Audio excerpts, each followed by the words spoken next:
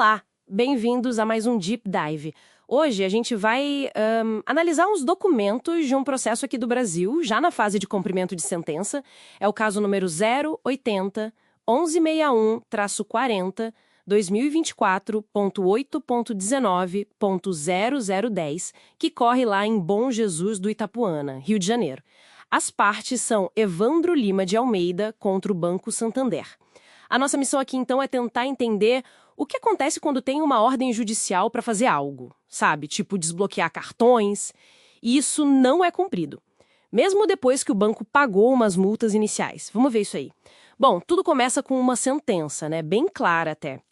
O banco foi condenado a pagar R$ 2.000 por danos morais e, o mais importante aqui, a desbloquear 2 cartões de crédito do senhor Evandro, aqueles finais 8518 e 7919. Tinha um prazo de 5 dias. E, para garantir, o juiz fixou uma multa diária, né, as astrintes. Era R$ 100 por dia se atrasasse com o limite inicial de R$ 3.000. E o curioso, né, é que essa parte inicial, digamos, financeira, foi cumprida. O banco depositou os R$ 2.000 dos danos morais e também esses R$ 3.000 do teto da multa. Os documentos até mostram que o senhor Evandro conseguiu levantar esses valores, está lá nos IDs. Só que o principal, que era a obrigação de fazer, de desbloquear os cartões, isso aí não aconteceu. Então o dinheiro entrou, mas o cartão continua bloqueado. Exato. E aí a gente já vê um ponto interessante. O banco pagou a multa inicial, talvez calculando que sairia mais barato do que realmente resolver o problema, né? E aí a coisa se complicou. O banco chegou a dizer num documento lá que não conseguia desbloquear porque tinha um saldo devedor no contrato. Foi essa a justificativa? Só que o senhor Evandro não aceitou isso, claro. Mas essa alegação do banco sobre ter dívida, isso geralmente impede mesmo o desbloqueio numa ordem judicial? Ou parece mais uma desculpa? Olha, ter um débito pode ser sim relevante, claro, para outras coisas do contrato. Mas aqui, né, a gente está falando de cumprir uma ordem judicial específica. Desbloquear. A sentença que mandou desbloquear não parece ter colocado como condição pagar alguma dívida antes, sabe? Então, esse argumento do banco soa um pouco como uma tentativa de justificar o não cumprimento da ordem que já existia. Entendi. E o senhor Evandro, pelo visto, não desistiu fácil. Tem várias petições dele, ele contando os dias, um por um, 168 dias, 208, 226, chegou a 236 dias de descumprimento. Dá para sentir a frustração, né? Contando dia a dia. Exatamente.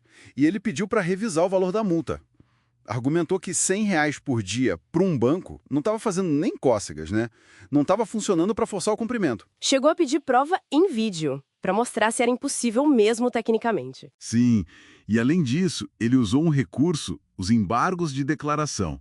Isso é para quando a parte acha que a decisão do juiz tem alguma omissão, contradição, algo assim. Basicamente, ele pedia para o juiz reavaliar as decisões que negaram os pedidos dele antes, sabe? O argumento principal era: a multa diária, as astrintes, tem que ser mantida, talvez até maior, porque a função dela é forçar, é coagir, não é só para virar indenização.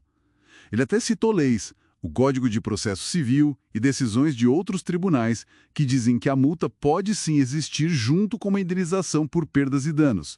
E uma coisa curiosa no meio disso tudo, ele juntou um arquivo de áudio, um MP3, um resumo do caso para ajudar o juiz a entender. Isso não é nada comum, né? Bem diferente mesmo. Mas olha, apesar de toda essa insistência, de toda a argumentação, as decisões que vieram depois seguiram outro caminho.